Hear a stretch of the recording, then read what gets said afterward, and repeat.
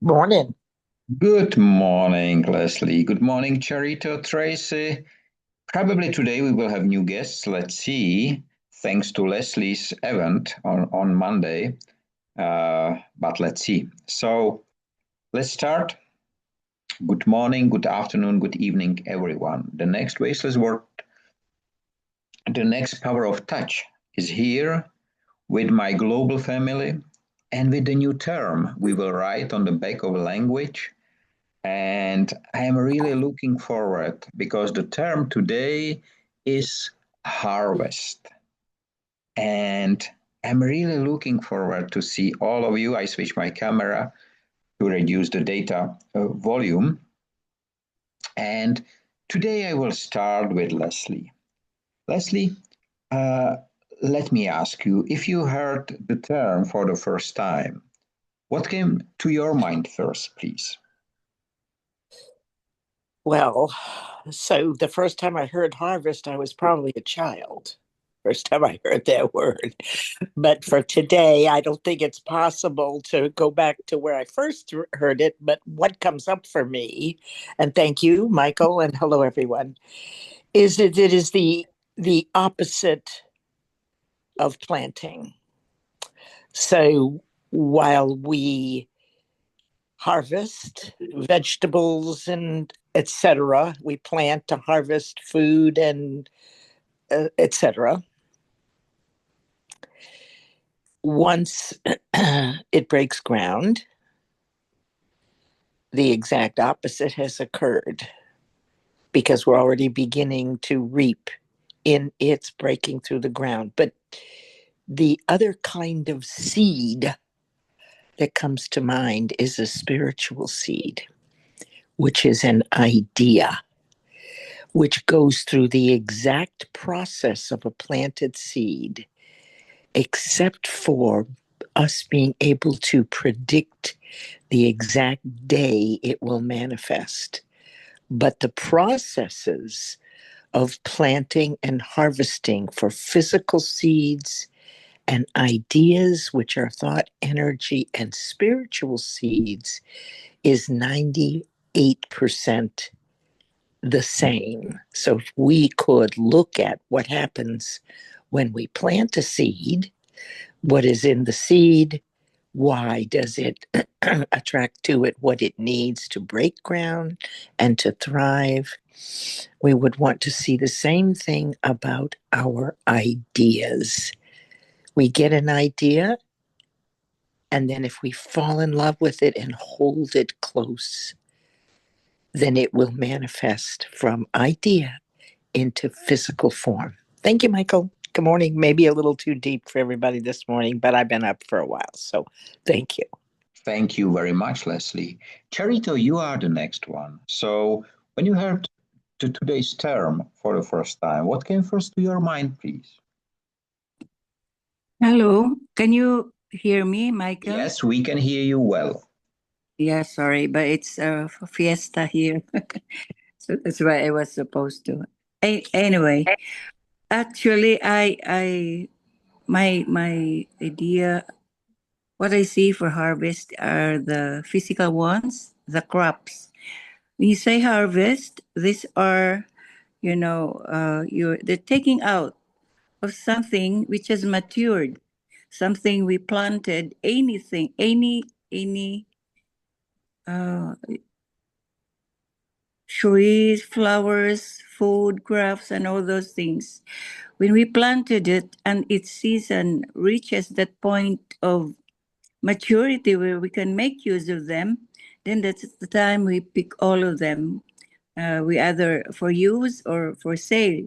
So harvest, although I say that, for me it's also something that we don't see but we can feel the effect, like the harvest of love, harvest of the goodness of men. If you sow kindness, you will reap that in the future or even on an instant. It's also like harvest is like life and death. When people are done with their time on earth, sometimes you call it a harvest time. when you go beyond the earth and go to our maker. So harvest for me is a lot of things, but the most simple and common ones are those that we planted by our hands on earth and that grows up to give back to us. Back to you, Michael. Thank you very much, Charito. And let me congratulate to your short haircut. I was today with the hairdresser as well, so I have a shorter hair today as well. But coming back, Tracy. Tracy, I would like to say, I would like to ask you the same question. Harvest. What came first to your mind, please? Hello, Michael. Hello, everyone. Lately, I have this routine, and every time I know a word or a concept, I go to Google Gemini. So before that, harvest in my mind is always a very positive word. I guess that's the way I was taught or brought up. It's always abundance in gathering and collecting. But when I look at the Gemini prompt, I immediately thought about the other word, reaping, and I looked up what's the difference between these two. Actually, I found out harvesting, including the whole process, cutting, gathering, and the processing of the crops. Reaping, on the other hand, is only the cutting part, is part of it. I thought these two are same, but they're very different. So in my mind, I guess my harvesting is the very positive every time we have a good harvest, but it's actually neutral.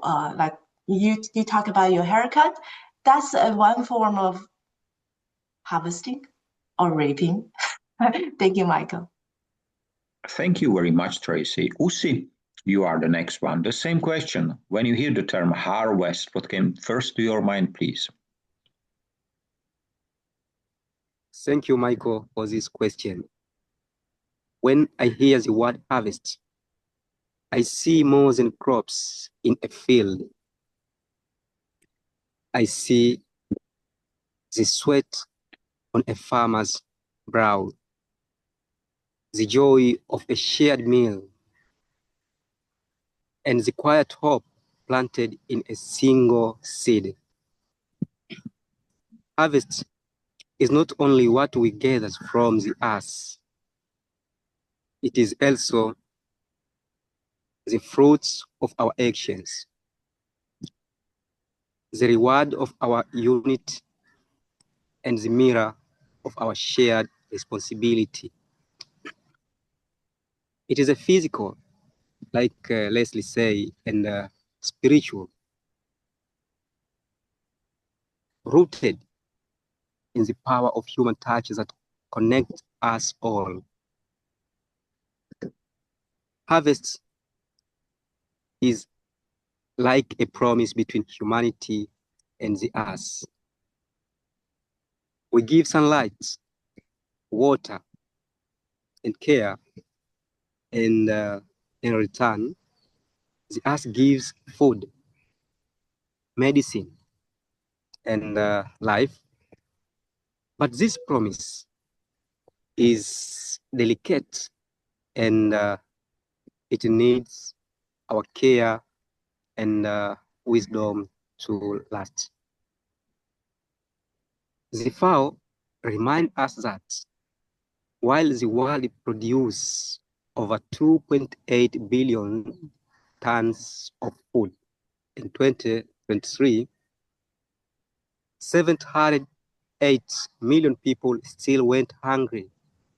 Why? Because of imbalance, waste, and the neglect of soil and ecosystems. A third of the world's farmland is degraded, making our harvests smaller with each passing year. Harvest, therefore, calls us to plant with care for it with wisdom and love, and protecting nature's balance so our children and their children too can enjoy its blessings. Harvest is a universal story every culture understands. From the rice field of Asia to the maize farms of Africa, we feel the joy of seeing the seeds we plant grown into blessings. In Africa, harvest festivals like the Yam Festival in Nigeria or Swahili community fests are not just about food. They're about sharing, trust, and creating peace. Yet, a harvest is incomplete if anyone is left behind. The World Bank says that if we share food more fairly, we could cut global hunger in half by 2030. This reminds us that harvest is also diplomacy. When nations and communities share resources fairly, they plant peace and reap stability. You know, Michael, harvest is about human touch. The farmer's hands in the soil, neighbors sharing bread, leaders sharing hands props others. All these are touches that bind us. In our traditions, a shared plate is more than food. It is truth, love, and community. In diplomacy, every handshake is a seed of peace. So harvest reminds us that true majority is not measured only in tons of grain, but in the strings of our human connections. Harvest is also opportunity. Agriculture employs over 1 billion people and sustains families across the globe. Yet, we waste 1.3 billion tons of food every year, stealing opportunity from millions. By combining technology with human wisdom, precision farming with local knowledge, machine with hands, we can prevent waste, uplift small farmers, and build resilient communities. So when I think of harvests, I think of peace. Peace that grows from seeds of kindness, unity, and responsibility.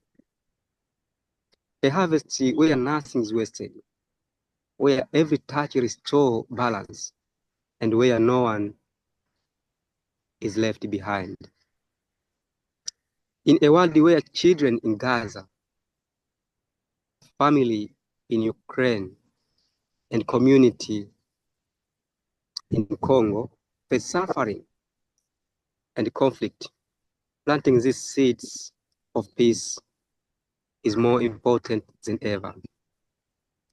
Let us start today by sharing a meal with a neighbor, supporting local farmers, shaping fair policies, and extending a hand to those in need. Every act of care and connection is a seed that can grow into lasting harmony. Thank you. Thank you very much, Usi. It is very important to understand the complexity. Dr. Ash, you are the next one. So the first thought of yours when the term harvest was announced? And you have to unmute yourself, Dr. Ash.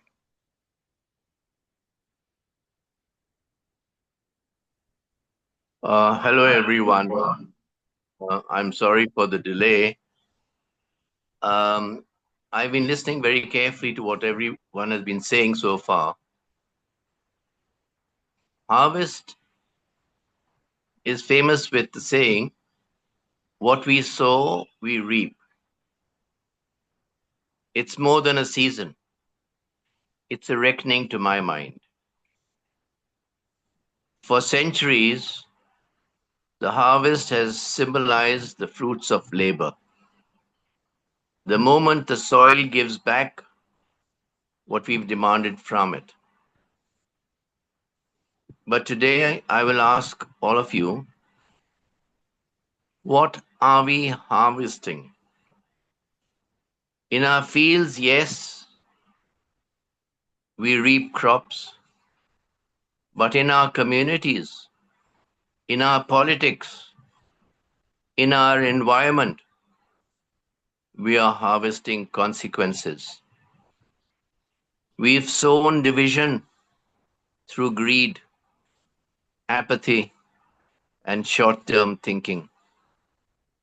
And now we harvest distrust, inequality, and a planet on fire. We cannot plant seeds of destruction and expect a bloom of peace. We cannot poison our rivers and expect our children to drink clean water. We cannot ignore injustice and expect justice to grow. The harvest tells no lies. It gives us what we've earned, not what we wish for. And right now, the yield is warning us. Change your ways or reap the whirlwind.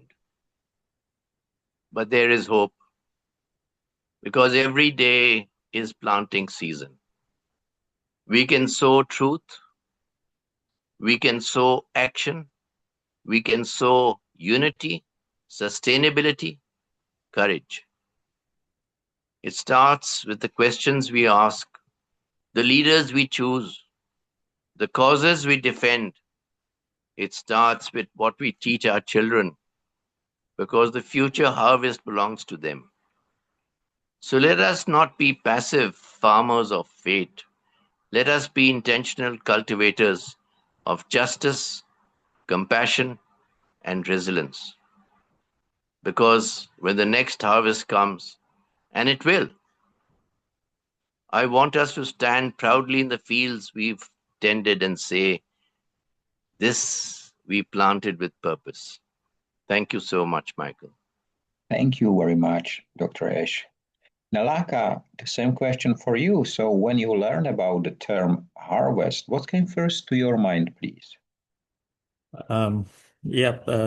First, I should thank you for extending the value chain, because last week we were talking about bread. Now it's about harvest, which is, I think, an extended version of the value chain. For me, with my experience, what matters is the right timing, right amount, right method, and right distribution in order to minimize the waste. So that's, I think, the whole purpose of us initiating this journey, being part of this journey, being try to inculcate this journey across our countries and cities. So I actually have few thoughts about the process, as well as the crops as the resources, as some of the members or the ambassadors pointed out, which we'll take it forward consciously. just to summarize, it's all adds to waste. With minimal throughput and the yield calculation on the word of harvest, which is borrowing in my context. I don't know how it affects globally and between our members, but let's start from that point. Thank you. Thank you very much. Thank you all. You know, in Czech, we have a saying. We say that he who sows the wind reaps the storm. And I came with a term yesterday when I have several discussion with people from US regarding businesses and so on. And when I prepared the newsletter, you know, Industry 5.0 is here for 10 years. And I think it's time to harvest. It's time to harvest. And what is interesting about waste prevention, if you harvest a seed, you get more seeds. If you harvest, let's say, invest money, you expect to have more money. But if you harvest or if you seed or sow, if you stop wasting, you have less waste. And this is how the wasteless world is being created. So we are harvesting, having less. And I think this is very unusual because the economy teaches us invest or put the seed in the ground to have more. But the intention of myself is to have less, but not to have enough, let's call it so. And this is why I would like to ask Leslie. Leslie, have you ever noticed a process in which the people start to do something to have less at the end, not to have more? Can you remember something like that? Wow, that is one hell of a question. Oh my God. When they've worked to have less. That's really excellent. And I hope everybody else's mind is percolating on this.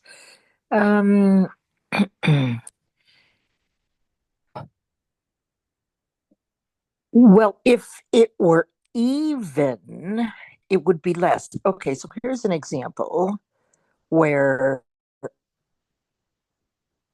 you would work toward a different purpose and end up with less, but the purpose then becomes more important than the result.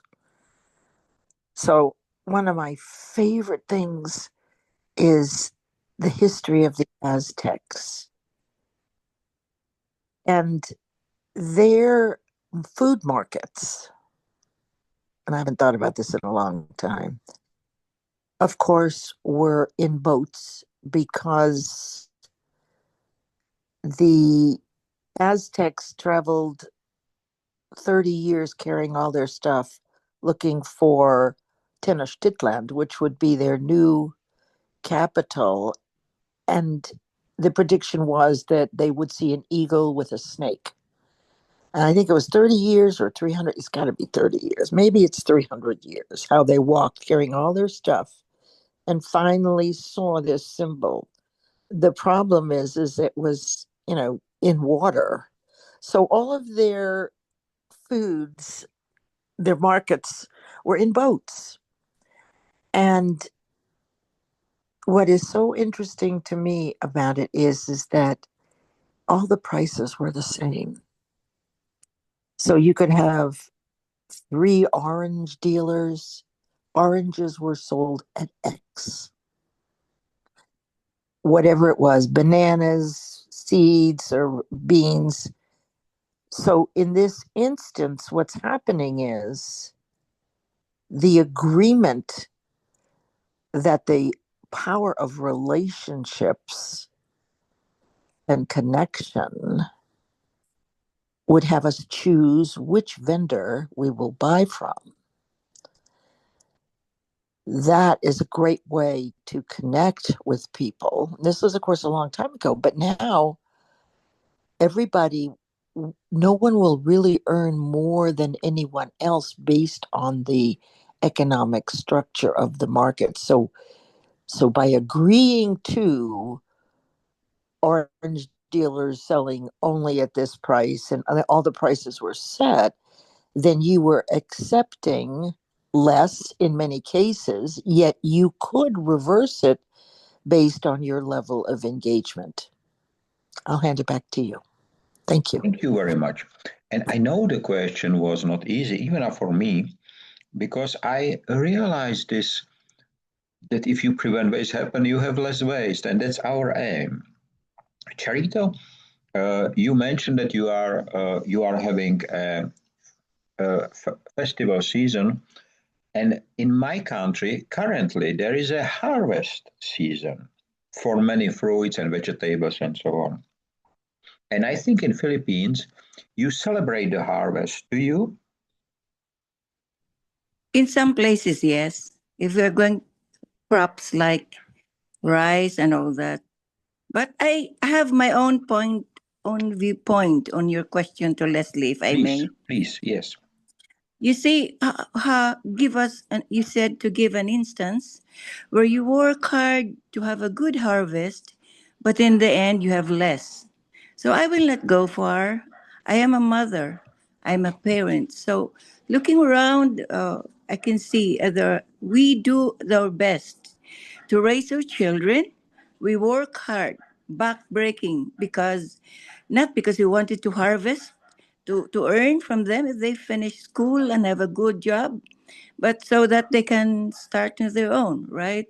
So I see a lot of poor families, security guards, and all these people who have 2 or 3 children. They work hard, so they plow the field, so to speak, and on that term.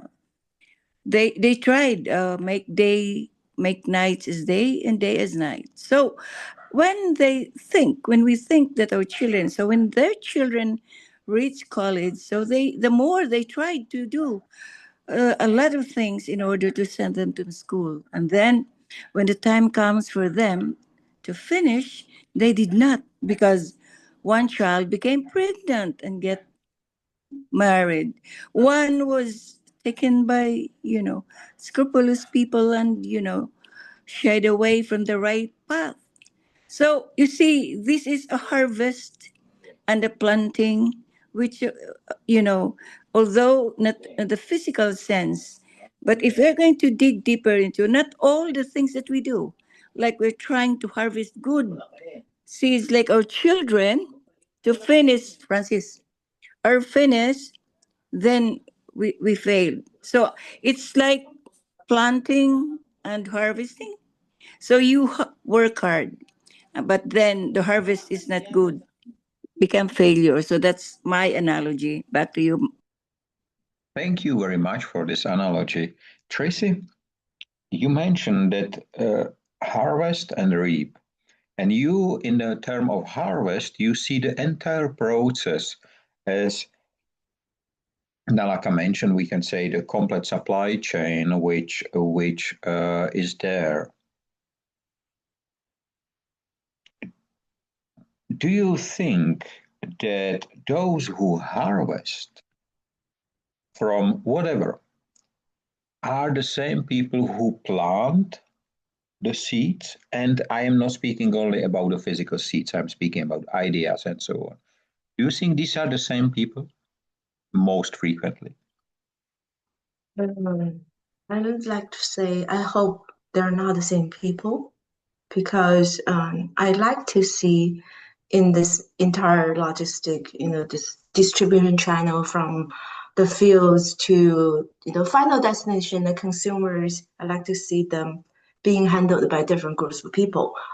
They might be working together as a team, but I definitely don't want to be the same person or same group of people behind the entire process. Why? Because if that happens, then these group of people may have too much control over the entire harvest. So it will be better to segment them into different groups. They will collaborate together, and that's, checks and balances. Thank you, Michael. Thank you very much, Tracy. Usi, you spoke about sharing in connection to harvest. Can we share without harvesting?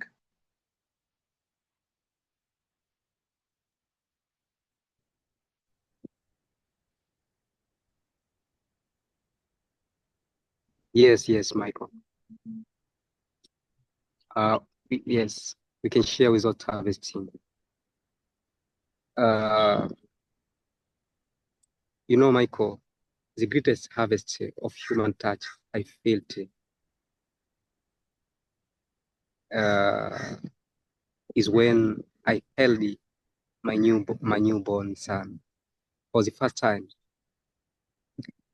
In that single touch, I harvest love, responsibility, and hope for future that must be peaceful and wasteless. That moment reminded me that every true harvest begins with connection. Nation can harvest peace by planting trust and respect among their people and neighbors.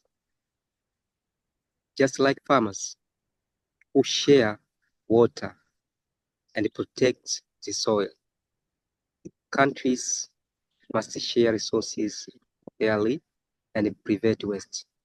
In this way, the harvest is not only food, but stability, dignity, and harmony for generations. Harvests teach us that nothing in nature is meant to be wasted. Every leaf, every grain, every crops of soil, every drop of water has a role.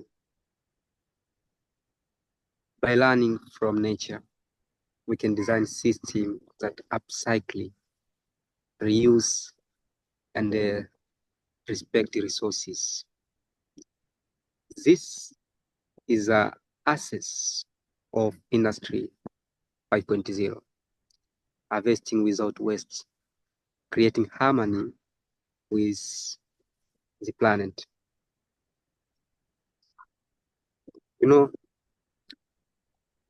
Community can use the harvest as a moment to touch lives beyond food, sharing meals, working hand in hand in the fields, and helping neighbors in need are powerful touches. This human connection transforms harvest into more than survival. It becomes unity, peace, and collective strength. Thank you, Mike. Thank you very much, Usi. Dr. Ash, we have 6 minutes left. And my question, you are in education. What is the harvest of education process? Is it a title or is it a human? A very good question, Michael. I'll keep your time in mind. Actually, I have the idea of sowing the seed of knowledge into my students' minds. As a teacher, I've learned to throw away books and teach out of experience. I've been in the military. I've led soldiers into battle. I've learned resilience. I've learned empathy. I've learned behavior under different circumstances. And then in the corporate world, I led teams. I led teams and managed to get them to cooperate amongst each other to become one. One voice, one world is what I believe in. And that is the knowledge that I will continue to impart. Thank you very much, Michael. Thank you very much, Dr. Ash. Nalaka, Currently in Sri Lanka, there is a big step going forward in Industry 5.0 direction. Do you think that the government of Malacca and the companies and businesses and the society of Sri Lanka, they will be able to harvest what has been planted and for 10 years? Thanks, Michael, for the question. I mean, the way I interpret and understand, I mean, they are looking for so many avenues which they are yet to finalize. So, in terms of giving guidance and direction, we have a great opportunity where we can share our knowledge as well as experience across the globe, because you have built that culture as well as empowered and all that. So, only thing is what is lacking at the moment, the way I understand, is the measurement, which is more important. So, whether we are going on the right direction or not, I mean, the measurements or the KPIs would interpret that's where we are lacking in a macro level, because you were talking about this on a government perspective, whereas in the private sector there is to a limited extent, but as the Sri Lankan economy, I don't think we have enough information which they are in the process of gathering. So that's my thoughts. Thank you. Thank you very much. Thank you very much, Malacca. You know, Usi mentioned in one sentence a very interesting sentence. He says, in Industry 5.0, we harvest wasteless world. And it is exactly so. So for the measurement, I was asked many times for the measurements of the output of waste prevention. It's very simple. It is less waste. And waste is connected to cost. So if you stop or reduce wasting, you increase profits because you reduce the cost related to waste management and other topics. If we look at the economic point of view, it's exactly the opposite. So if we reduce wasting, we increase profitability. And I like the term that in Industry 5.0 we harvest wasteless world, because it's the same like we say we harvest meaningful lives. And this is what we have to do. I do understand that Industry 5.0 works with many very special topics, or I look at the things in a different way. But when I was on Leslie's Monday's event, there was a very interesting sentence said by the speaker. He says, mind is like a parachute. It works only if open. And I think that the harvest of Industry 5.0 and of our meetings is the open mind of us, of so many who are listening, of everyone. And this is why it is worth to spend every single second, not to waste it, but to bring it to next crop. And I would like to thank you, because we are in the last minute again. And I would like to thank you and wish you. Yes? But I would like to say something. I will be there when you come to the Philippines. That's October 13, right? I am not sure if I will be there, because they did not invite me yet. They block me. But if I will be there, I will be happy. Because I already, you know, I put it in my schedule, October 13. My goodness. We will talk about it after the event. Okay, thank you, Michael. Thank you. So have a nice day, free of waste and wasting in all its forms. Stay safe, be free and be human. And let's harvest the seed, or the result of our work, the